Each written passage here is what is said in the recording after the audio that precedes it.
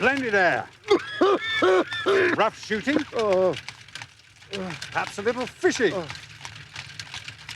And the best cook in the county of Sussex, should you say. Holmes. And Reginald Musgrave. Well, he's a scion of one of the oldest families in England. He's in the same college as myself. He was not generally popular among the undergraduates, but it always seemed to me that what was set down as pride was really a cover for extreme natural diffidence. Indeed, I never think of his pale, lean face and the poise of his head without associating him with grey archways, mullioned windows, and all the venerable wreckage of a feudal keep. If you feel so uncharitable, why did you accept his invitation? To escape my lethargy. And your constant bullying to tidy our room in Baker Street. Oh, hardly constant. So I have decided to devote my weekend to the collating of some of my early work. Your early work? Yes, before my biographer came to glorify Do you mean me. you have records of your early work? Not all successes, but some pretty little problems. A record of the Tarleton murders, the case of Vanbury, the wine merchant, the adventure of the old Russian woman, a full account of Ricoletti, of the clubfoot and his abominable wife, and the singular affair of the aluminium crutch. Aluminium crutch? Now, that was something a little recherche. I wish I had notes of these cases. Yes, my boy. Well, it may hold my interest for a few hours while you potter with our host through the antiquities of a bygone age. Surely the house interests you. The house is freezing, Watson. It's history. The people in it. On your previous visit, I remember you telling me that you enjoyed some lively conversations with the butler. What's his name? Brunston? Oh, Brunton. A young school teacher out of place. Did he not speak several languages? He played nearly every musical instrument. A man of considerably more intellectual ability than his master. Watson, we must behave ourselves. Brunton! Mr. Holmes, a pleasure to see you again. My friend and colleague, Dr. Watson. Welcome to rehearsal, sir. Musgrave. My friend and colleague, Dr. Watson. So glad. It's a long time. Yes. And how has all gone with you? Oh, busy. Since my father died, I've had the estates to manage. And as I'm now a member of Parliament for the district as well. But you, I have noted, are still turning to practical ends, those powers with which you used to amaze us at college. Yes, I'm still living by my wits. And how is the dear wife? I'm not married, Holmes. How wise. And the windows date from 1596. The The manor is thought to be the oldest inhabited building in the country. I once knew some northern Musgraves. They did come from the north originally. A cadet branch of the family broke away from the northern Musgraves and came to West Sussex in the early 17th century. Ah.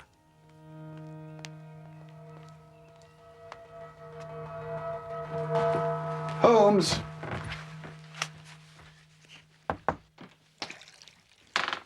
Holmes!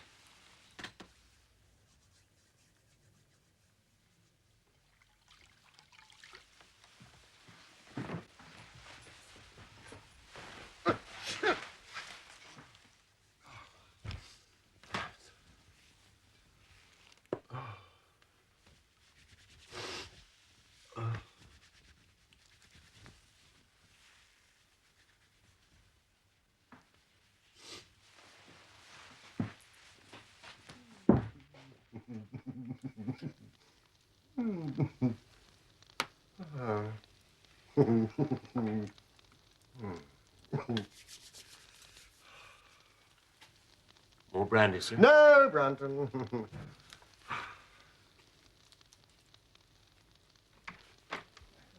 that's how the story goes. I'm not going to vouch for it, of course, but the commission is over here. It's signed by Prince Rupert. It's for my ancestor, Ralph Musgrave. Yes, to join his cavalry troop at Edge Hill. Ah. Rupert's seal and commission, Holmes. Astonishing. It's one of the boots worn that day. Oh. If I may be so bold, sir. The boot was worn by his brother, Sir Roland Musgrave, at Naseby. Oh,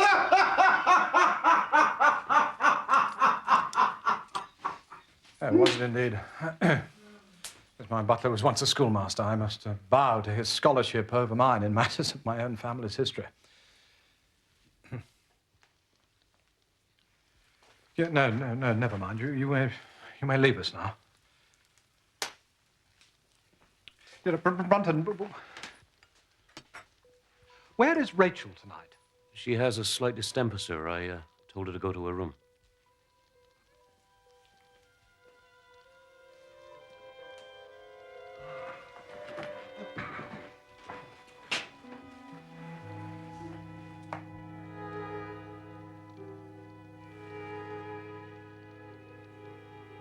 Good night, gentlemen.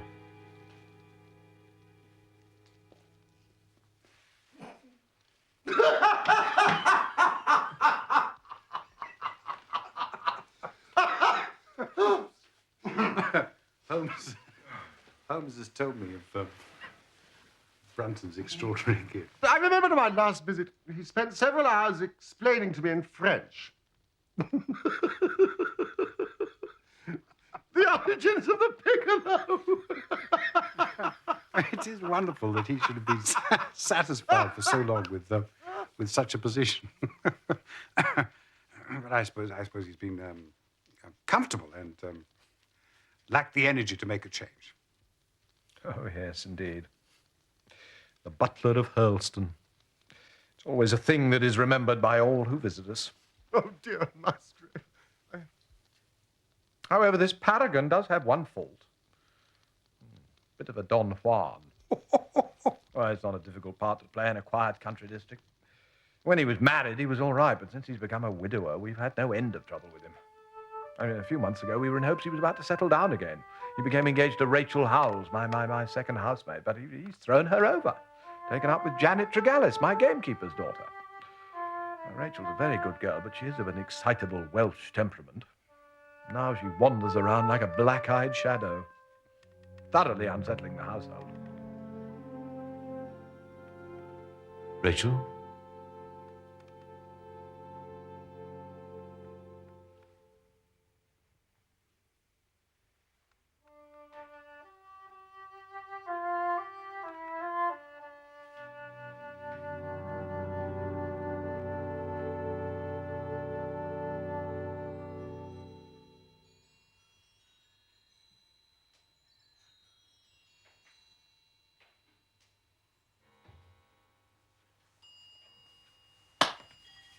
Good morning, Holmes.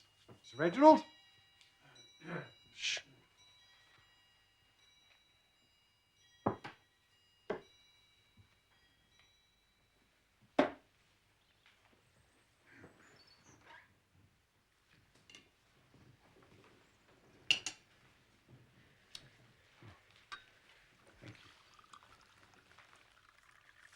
Where's Brunton this morning? It's all right. It's all right. It's nothing. Oh, no. Nothing. It's all right. It's all right. The girl is fainting, Watson.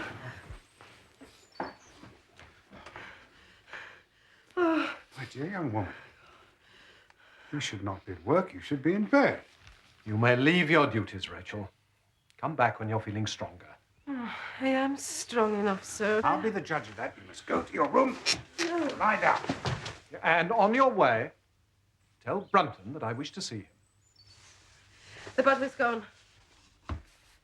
Gone. Gone where? He's gone. He's not in his room. No, no. No one's seen him. Oh, yes, yes. He's gone. He's gone.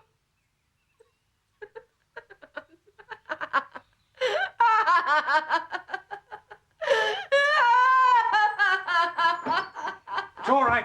It's all right. Jen. Jen. Don't let her harm. Straight to her room. Don't let her harm. Gently. Gently, Rachel. It's all right. Gently, Rachel. Gently. Gently.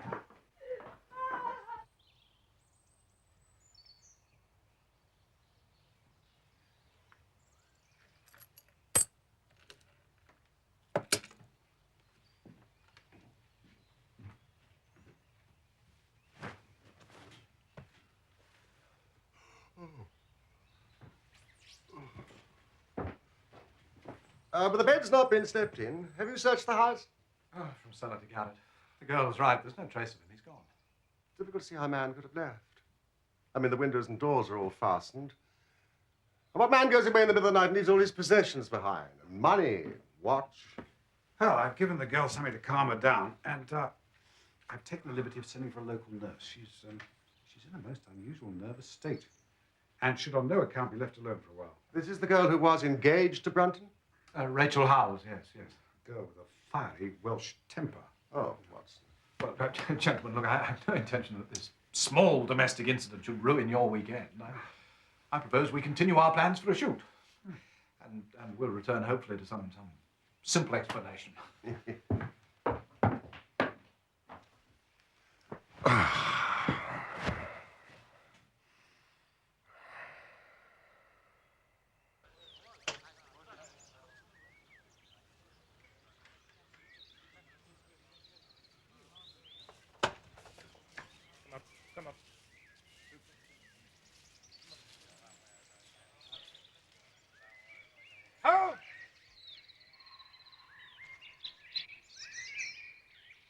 Well done, Watson.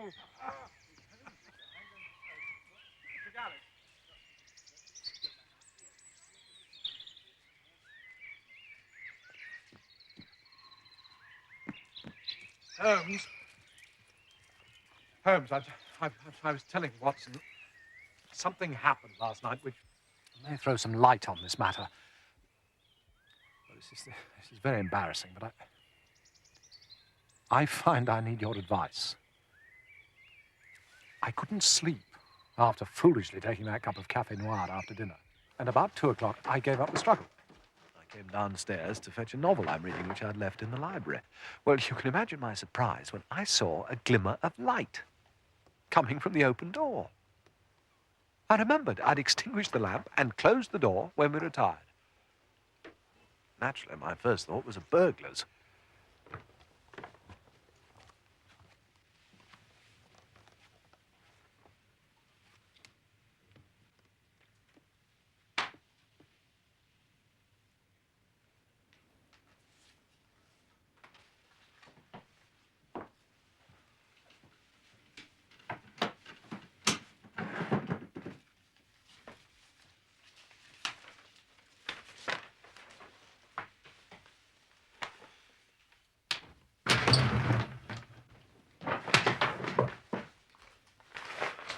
So, this is how you repay my trust. Prying into my family documents. You will leave my service tomorrow.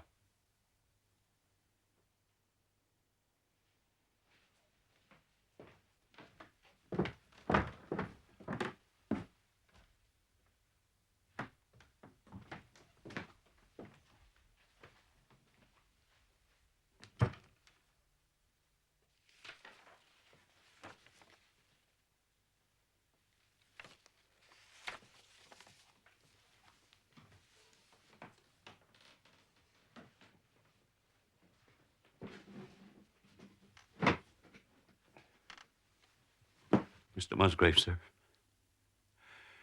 I can't bear disgrace. I've always been proud above my station in life, and disgrace would kill me. My blood will be on your head, sir. It will indeed if you drive me to despair. What? If you cannot keep me after this, then for God's sake, let me give you notice and leave in a month, as of my own free will. A month is too long. I could stand that, Mr. Musgrave, but not to be cast out before all the folk I know so well. You don't deserve consideration, Brunton. Your conduct has been infamous. However, I've no wish to bring public disgrace upon you. You take yourself away in a week and you give whatever reason you like. A week, sir? Only a week? A fortnight. Say at least a fortnight. No, a week. And you may consider yourself to have been very leniently dealt with.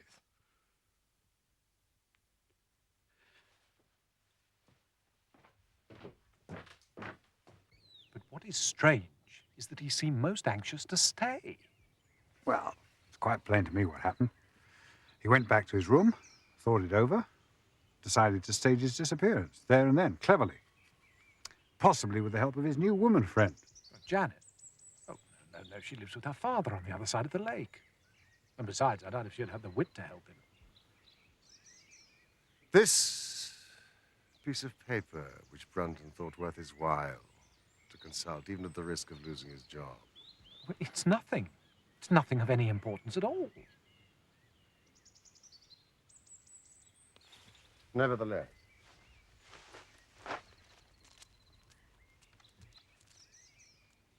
It's simply a copy of the singular old observance called the Musgrave Ritual. A ceremony peculiar to our family, which each Musgrave has to go through on his coming of age.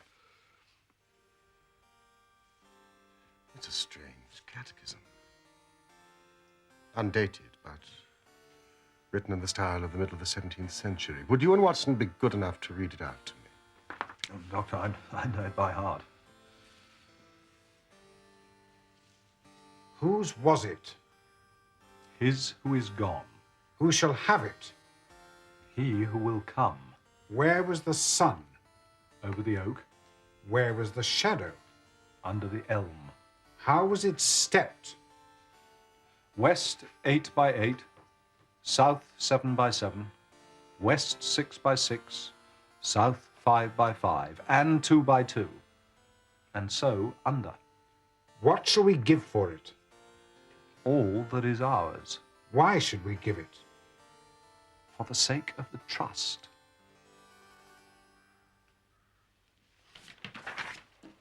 It's a treasure hunt. Oh, no. I remember as children we often tried to solve it. It leads nowhere. Could Brunton have seen this before last night? It's possible. We took no pains to hide it. But what could he want with it? Obviously, he was refreshing his memory. You say that he had some map or chart which he thrust back into his pocket the moment you appeared. That's what it looked like.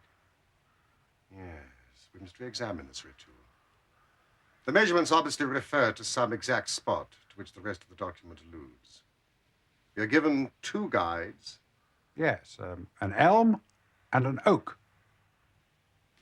And gentlemen, there is a patriarch among oaks. Certainly the oldest oak on the estate.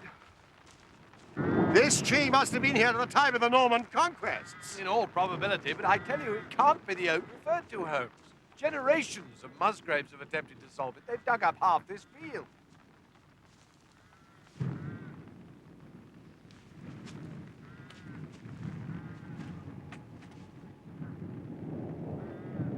You are right, Musgrave. This is not the oak referred to in the ritual. Are there any other large oaks in the immediate vicinity? Not within a mile of the house. Where was the sun? Over the oak. You can make nothing of it today, old man. The weather's turned.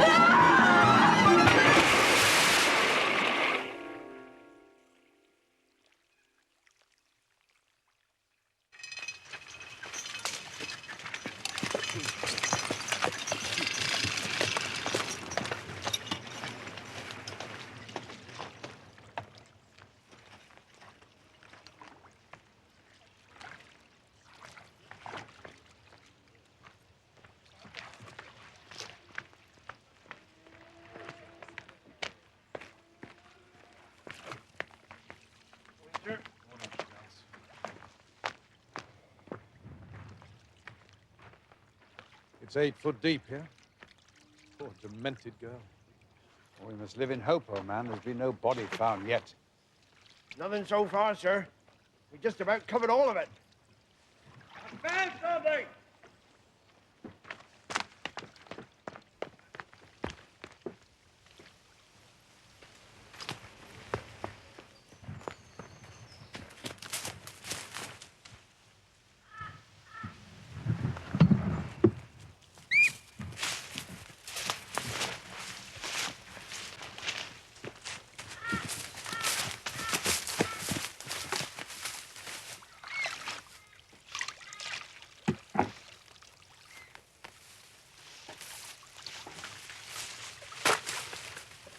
What does it contain?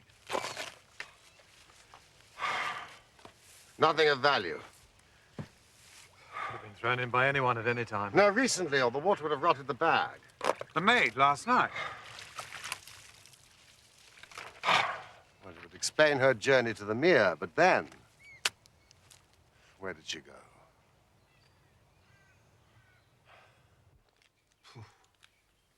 There's nothing here, Holmes.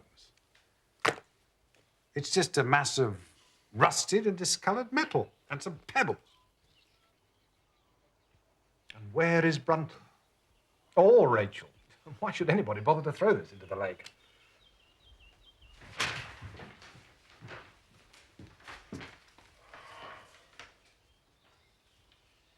I'm convinced that there are not 3 mysteries here, but only one. And the solution of one may prove the solutions of the others. Evidently, Brunton saw something in this which escaped your forebears, Musgrave, from which he expected some personal advantage. If I can read it aright, I hold in my hand the clue to the truth concerning both the butler Brunton and the maid Howells. Where was the sun over the oak? Where was the shadow under the elm?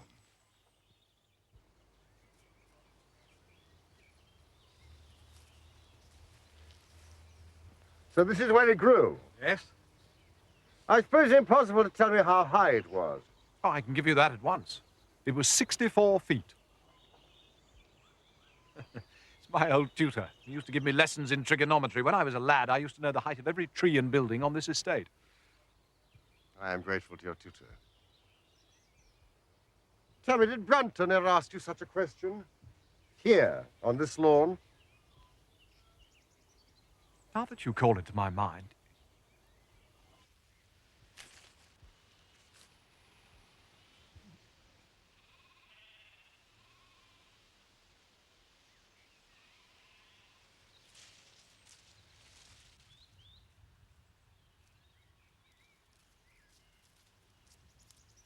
Brunton? What are you doing here? Enjoying the evening, sir. This is my private lawn. You pardon me for asking, sir. The elm that once stood here, that was struck by lightning. You wouldn't remember the height of it, would you, sir? Well, why should you want to know that? Well, I'm arguing with Mr. Tregallis about it. I say it was 50 feet, he puts it higher. We've a small wager on it. Oh, well, you've lost your wager, Brunton. It was 64 feet. Ah, was it? I shall just have to be a good sport and pay up then. Thank you, sir.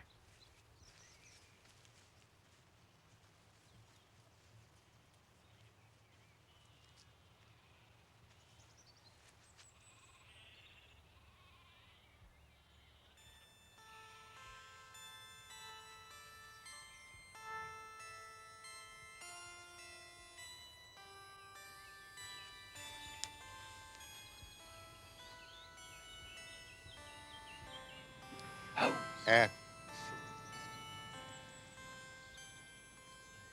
Oh, good Lord.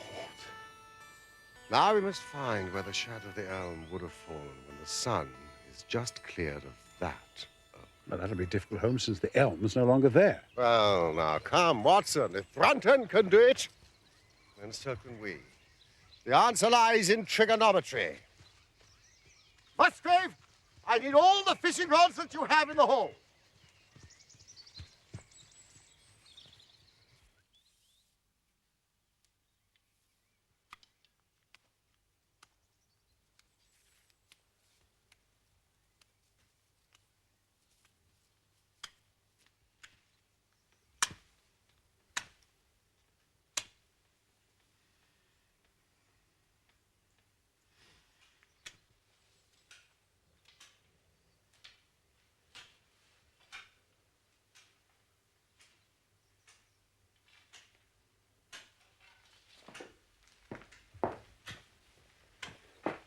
Holmes, Yes? I don't quite follow this. Ah, splendid. Musgrave. Every rod in the house. Thank you.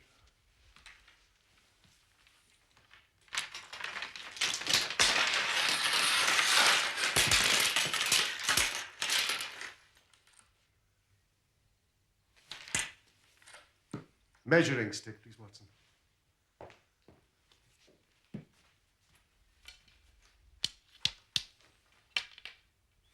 Would you hold that for me, Musgrave, please? And that. Now, will you take the last yard of the string and tie it to the base of the fishing rod, Watson? Yes. When you've done that, would you bring the ritual and join me on the lawn?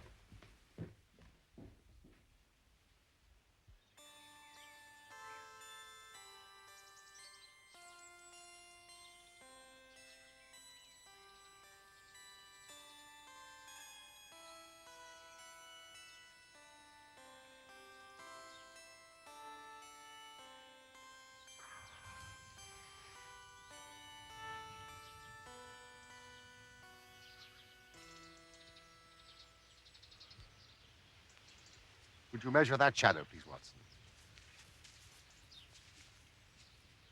9 feet. So the calculation is now a simple one. If a fishing rod of 6 feet throws a shadow of 9 feet, then a tree of 64 feet would throw one of... 98. 96. Yes, of course.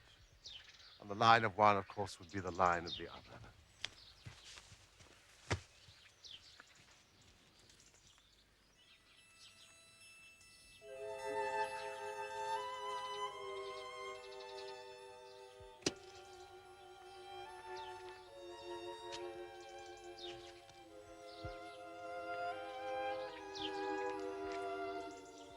Watson, look! 2 inches from mine. Mark made by Brunton. Now, read out the steps. West, 8 by 8.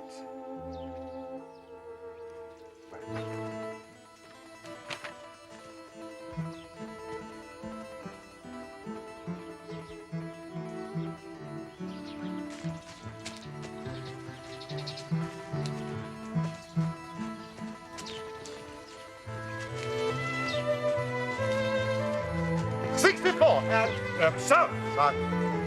7 by 7.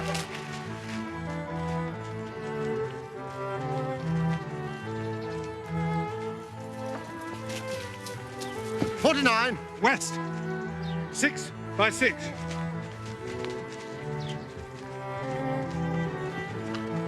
$36 and... South, 5 by 5.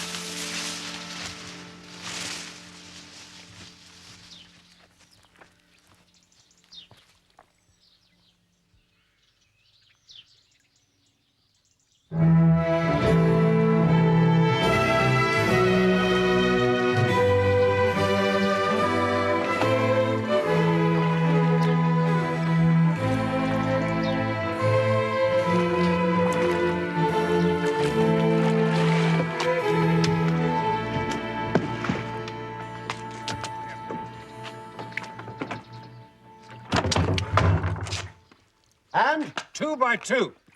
1, 2, 3, 4. I don't believe it. Some mistake in your calculations. That's impossible.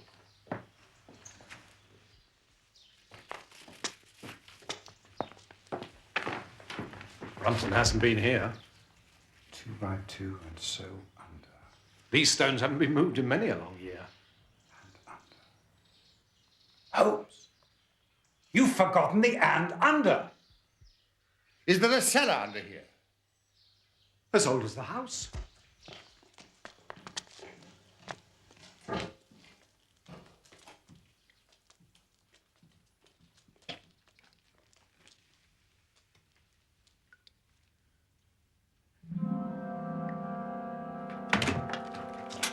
Used to be wood all over the floor, darling. That's Brunton's muffler. I'd swear to it. Watson!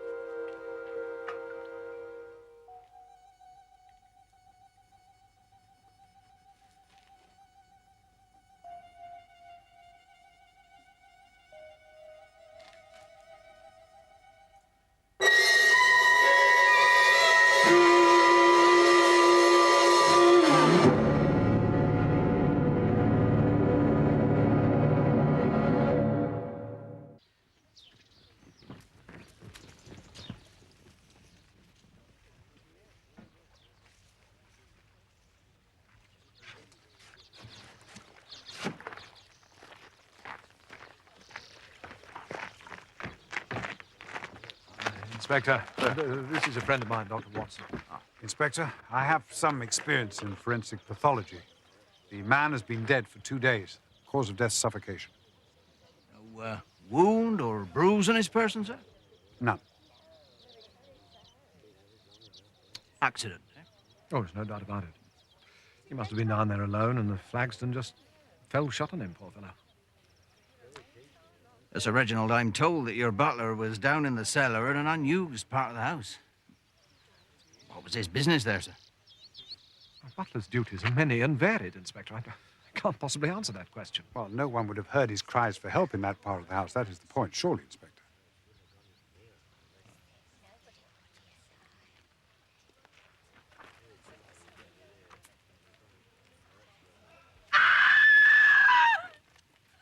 Alice. Rachel! She done it! She killed him! That's why she ran away! Tregallis! Rachel? It's nothing. The servants are naturally upset. Well, who is this Rachel? One of my housemaids. She was engaged to Brunton. Do please cover him up. When he disappeared, she became ill and left. Well, I shall want to see her. I shall want to see that young woman also. Sergeant? All right, take this. Doctor, please.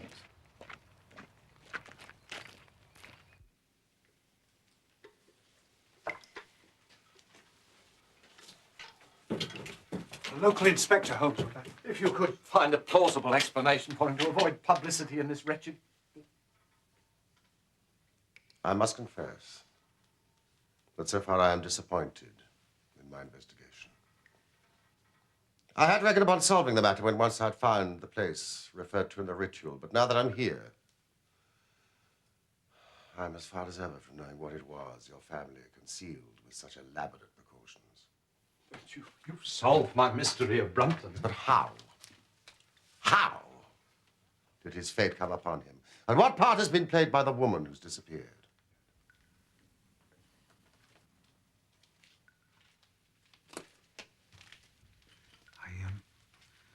I should explain Holmes' methods in such cases. He puts himself in the man's place, having first gauged his intelligence.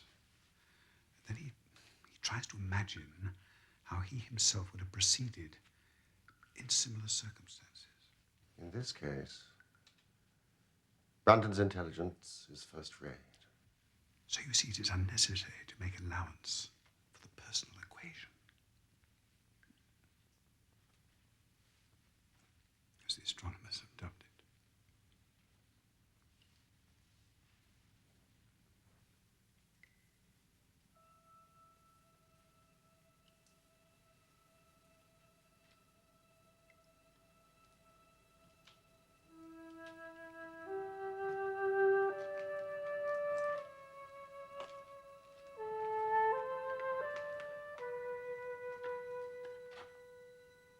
He knows something is concealed.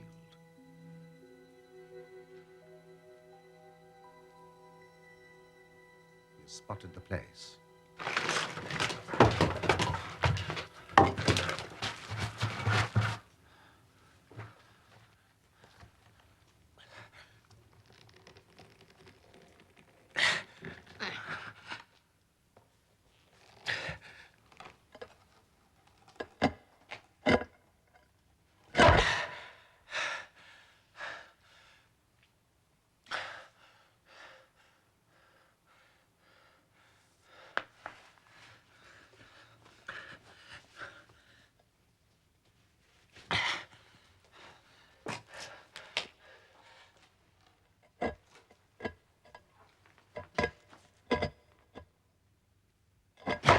He's found the stone is too heavy for a man to move unaided. So, what does he do? Help from outside. No one to trust. Help from inside. But who? Rachel. She still loves him. He sees it in her eyes, for all her show of hate.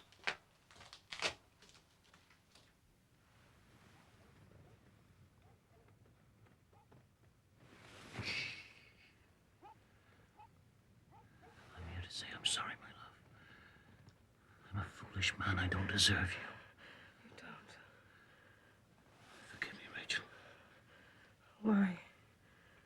no one else for me. No, never has been, you know that. As this house, it eats into your soul. Let me take you away from here. Let's start afresh. Your promises. Oh, Richard, you make them so freely. You've never loved me. Oh, you're wrong. Oh, I love you for your beauty and your spirit. We're a perfect match. With my brains and your heart. What do we want with service to others? The world is out there calling us, my love. And how do we get out there with no money? We'll have all the money we need. I've found some in this house all them country squires have missed.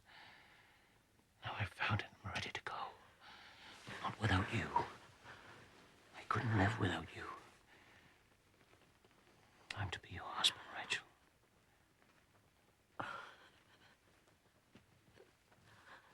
What money? What have you found? Come with me. Put on your gown, I'll show you.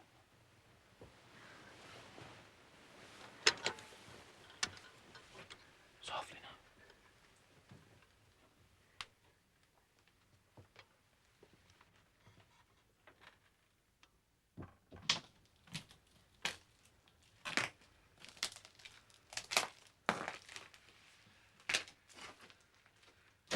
There it is. Under that stone. All we have to do is lift it. Now pick up that wood. When I lift this, you wedge it. Come on, woman, do as I tell you. Ready? And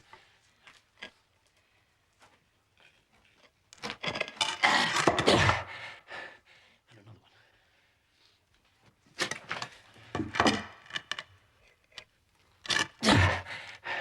And that one over there. There is a slight indentation on this log. And on this. Caused by the weight of the stone. Heavy work for a woman. And this, I think, has been used finally as a support.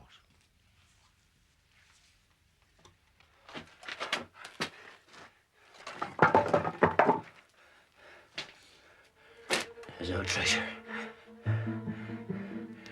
That box has lain there for 2 centuries or more.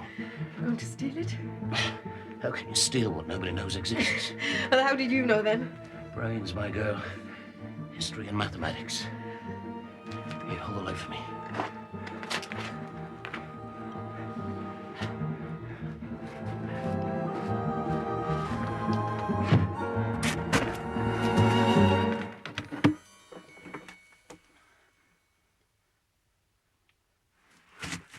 Bring the light closer.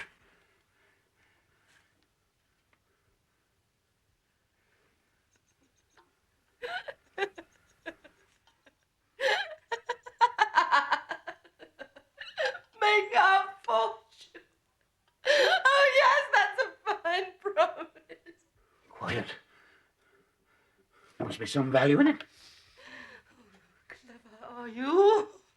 Oh, pride more like.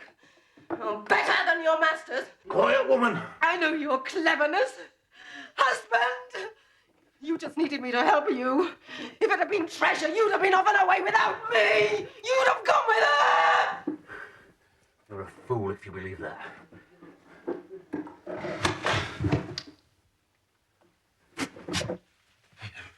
Leave this. Now, help me out of here. Rachel. Rachel! My love, get help. I can't breathe. Get Mr. Holmes. Quickly. Please, my love. Rachel! Oh, God. Help me! Rachel! Rachel! Help! Rachel, help me!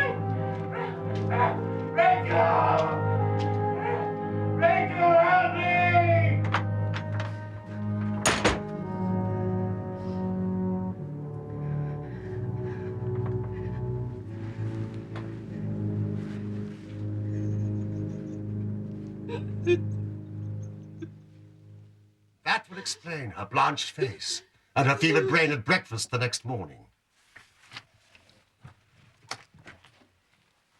Nothing but fungi. What was in the box, Holmes?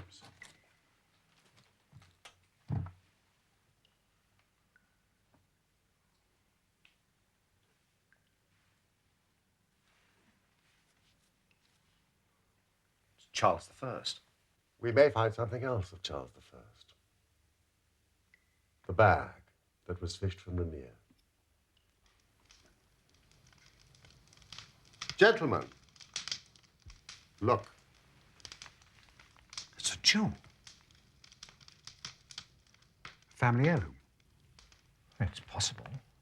Your ancestor, Sir Ralph Musgrave, was he a prominent cavalier?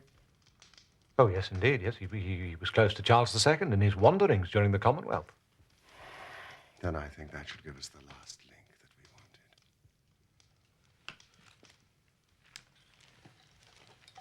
wanted. Gentlemen, you must bear in mind, when the royal party were driven into exile, they probably left many of their most precious possessions buried behind them, with the intention of returning for them in more peaceful times. Gold, Musgrave. Watson, I believe you have in your hand a relic which is not only of great intrinsic value, but also of great importance as a historical curiosity. What is it? Nothing less than a fragment of the ancient crown of the kings of England. The crown? Oh, no, Holmes, it's too fanciful.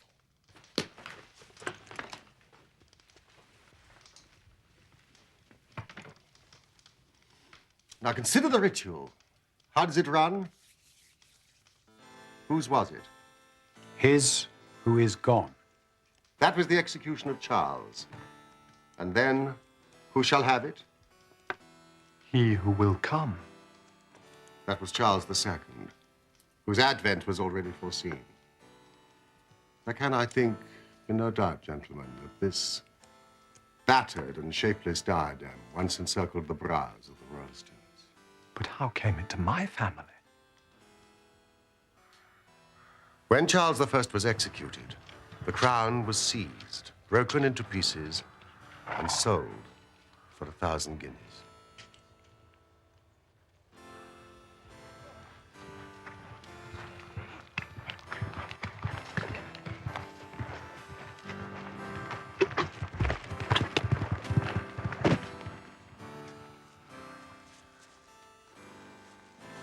Since then, there has been no trace of it. Until now. But why did Charles not get it back on his return? That is a question which may never be answered. When your ancestor died, by some oversight, he left this guide to his descendant without ever explaining the meaning of it. Father to son. Until at last, it came within reach of a man who tore its secret out of it and lost his life in the venture. Rachel?